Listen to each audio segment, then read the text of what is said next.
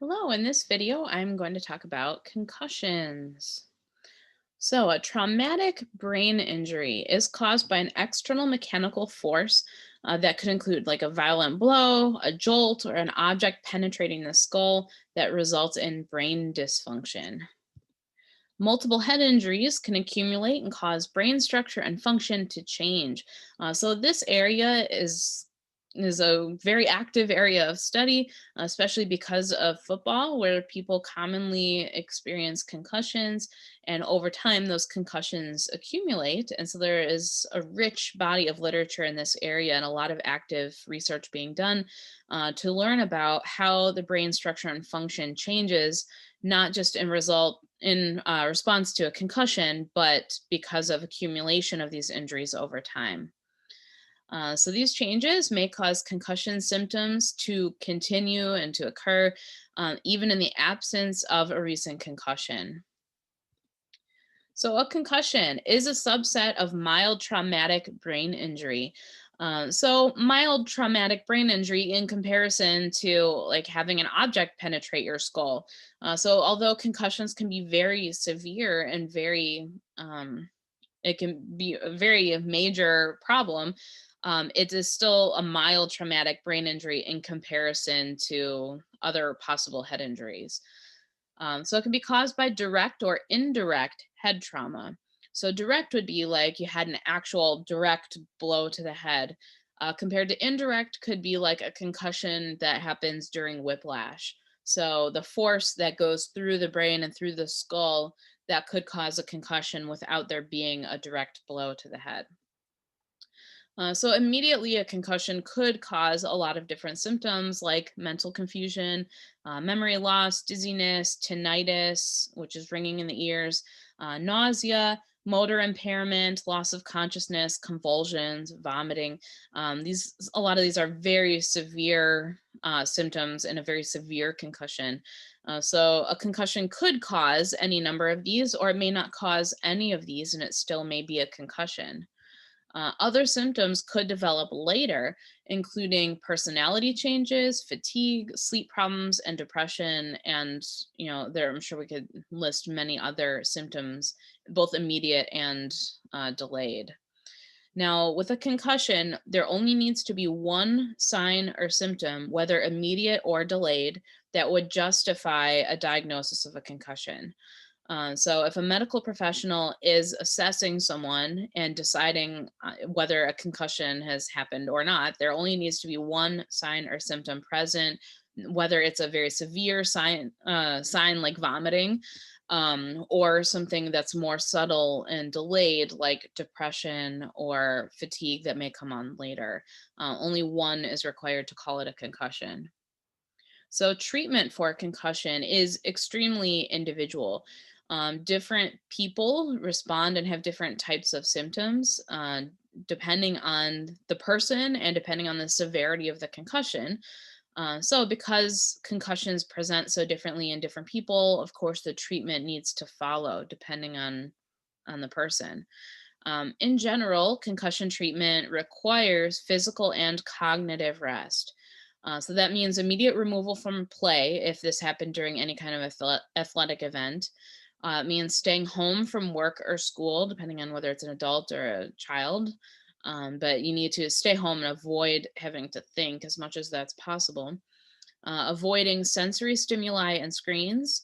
So it means no screens, no reading, not talking to other people, keep the lights off. So it's really boring, but that's the whole point. So basically, the person should stay home in the dark, in the quiet, and just rest as much as that's possible. They should also be avoiding physical activity. So no exercise, just putter around the house and do absolutely as little as possible. So, return to play and cognitive activity is gradual, individual, and depends on progression. So, it depends on the person, how they're responding and how they're healing, and how they're progressing gradually over time. So, we'll talk more about that gradual progression in a minute. Post concussion syndrome is kind of mysterious. It's a collection of cognitive deficiencies and emotional changes caused by altered neurotransmitter function and or psychological factors after a concussion. So it's a collection of symptoms that someone may or may not experience after they've had a concussion. It's sort of mysterious in why one person has it and another doesn't, and why people develop very different symptoms and very different presentation in a syndrome like this. So it's not known why some people develop it and others don't, and it's not related to how severe the concussion was. So someone might have a very mild concussion and develop post-concussion syndrome, and someone might have a very severe concussion and not develop post-concussion syndrome. So it's mysterious and another area of study, because hopefully we can narrow down really what's happening here and how to treat it better and how to avoid it in the first place. So symptoms in post-concussion syndrome are pretty much the same as in a concussion, are very similar as in a concussion, and it's managed very similarly to a concussion.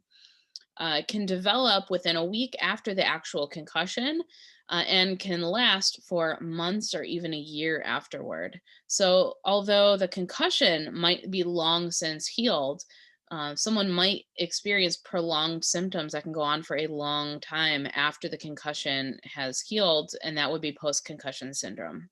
So, that could include headache, dizziness, sleep problems, decreased attention span or ability to concentrate, compromised memory, irritability, anxiety, sensory sensitivity, and decreased cognitive performance. And we may be able to add to this list as more research is conducted in this area. All right, so treatment considerations for both concussion and post concussion syndrome. Both will be made worse by overactivity, whether that's physical or mental.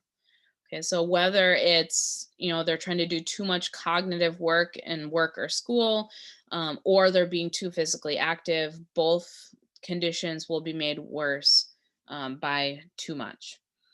Also consider that someone with a concussion who's recovering from a concussion or who has post-concussion syndrome might have vestibular dysfunction. So they might have dizziness, vertigo, or balance insufficiency, and they may require vestibular therapy. So they might need to actively work on improving their vestibular function. So if you are working with someone who has these types of symptoms, beware that lying flat could make them worse. Turning over, like between a supine or prone position, could bring on vertigo or dizziness. And then, especially if you're working on them with any kind of physical exercise or physical activity of any kind, beware of activities that require a lot of up and down, like burpees, anything requiring spinning or side to side movements. So, those types of movements will usually induce vertigo and highlight their balance insufficiency. So those things should be avoided with someone who is recovering from a concussion or who has post-concussion syndrome. Symptoms may be made worse by deep myofascial work. So that could include like deep massage or foam rolling or other types of modalities or tools that we might use with someone. And that's especially true in the neck or shoulders. Okay, so be aware of any kind of deep work into muscles or fascia, whatever type of work that may be. All right, so recovery. Immediately after a concussion, total physical and cognitive rest for at least a few days. So immediately after someone has a concussion, they should stay home in the dark, in the quiet, no screens, no books, no visitors, and just be in total rest, cognitively and physically, for at least a few days and see how they're feeling. During that time, avoid all sensory stimuli. That means screens, cognitive activities like homework and reading, and any physical activity. As they're starting to feel better, so they've had at least a day or two of that, and maybe a lot more, depending on the severity of the concussion and the symptoms. But as they're feeling better, they can gradually add light, relaxing activities around the house, and gradually add exposure to sensory stimuli and light cognitive activities. So gradually, as they're feeling better, maybe they can read for an hour a day. or maybe they could watch half of a movie a day. So it's a very gradual, progressive increase in their exposure to sensory stimuli and activities that require thinking. If at any time the symptoms get worse, they need to reduce whatever that is that they're doing and go back to total rest. Okay, so someone with a pretty severe concussion needs to start with just a dark room and nothing but rest. And then they can see the next day maybe how they handle half an hour of watching TV or half an hour of using their phone or half an hour of reading or whatever it is that they want to do. And if it makes anything worse, they need to immediately go back to where they came from. Okay, so then after the person has had a sufficient amount of rest, so just dark, quiet, total rest, and they've had enough that their concussion is healing. Maybe they've worked their way up to watching a whole movie per day or something, but they're healing. And a healthcare provider, their doctor, whoever is caring for them, has approved of beginning the stages of return to play, then we can start these stages. Okay, so this is not this, 6 steps, six stages of return to play. This is not immediately after the concussion.